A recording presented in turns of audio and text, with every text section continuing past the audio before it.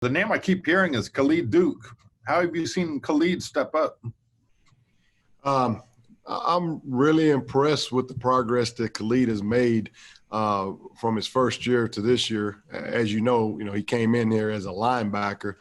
We moved him to defensive end in camp last year, and he has steadily improved at the position. Khalid is a student of the game as far as wanting to be a really good defensive end. So he wants to be really good, and he has really worked hard at it. He's worked a lot with Wyatt over the break. They've really kind of become really pretty close, and they've kind of fed off of one another as far as growing. So, but he has this first 4 or 5 practices, man, he's been pretty impressive. And there's a lot of things which he's still learning. But man, I'm pleased with what I've seen from I guess Duke. When you look on paper, obviously Bronson's the senior, but is Khalid making things pretty interesting at that other defensive end spot? We have a lot of competition going on. We got a couple of new guys that have come in, transfers in here that also trying to make a push and trying to be seen. And so, competition, that's, as a coach, that's what I like. I like a lot of competition that makes everybody work hard, that makes everybody up their game. Kellis?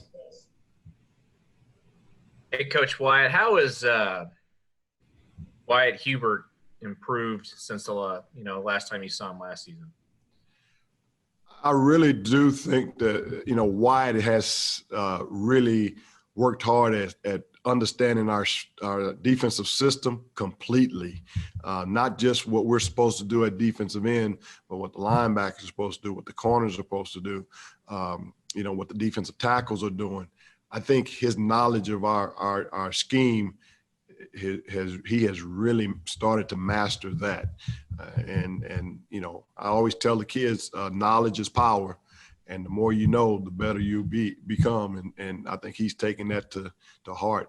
He's a very talented young man, but he don't rest on his laurels. He takes really good notes in meetings.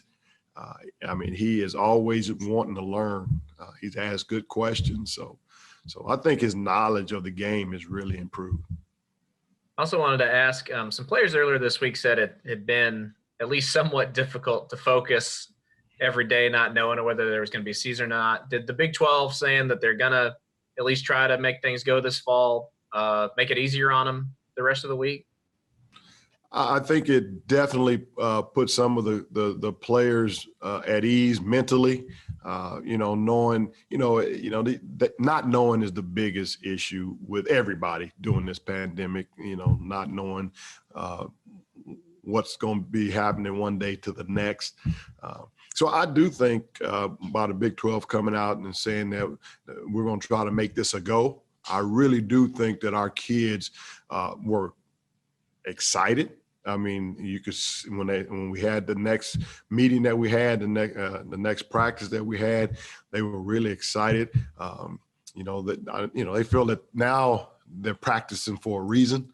Even though we try to tell them there will be football played at some point in time, and you have to be ready to be at your best no matter what.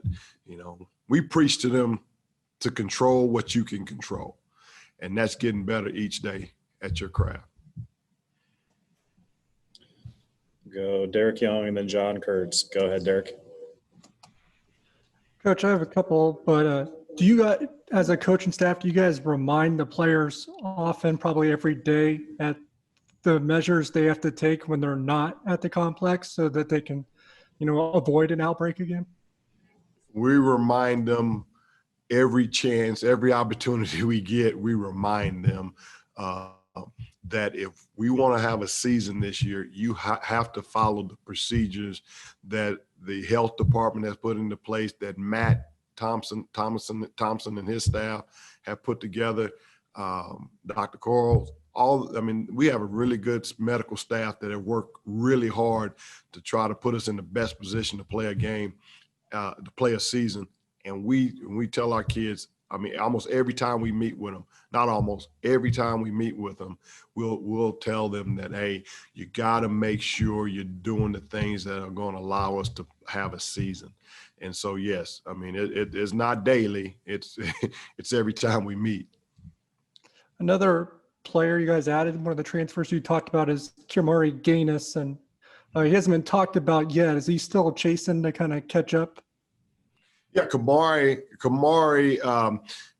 he was down. He missed a few practices, so the evaluation of Kaimari is just now really getting underway. Saw some really good things from him yesterday, but he's a little bit behind. Not necessarily mentally. I think he's he's been really sharp mentally. I think just technique and his conditioning and things like that is what he's really concentrating on right now. But I still think that I'm waiting to see what he has to offer. I'm excited about it, though. I really am. All right, last one, John Kurtz. Yeah, hey buddy, who has impressed you the most out of that group of newcomers that you have? Out of the newcomers, to be honest with you, it's Felix Anindike. I'm always mispronounce his name, is Anindike, and he has really been impressive.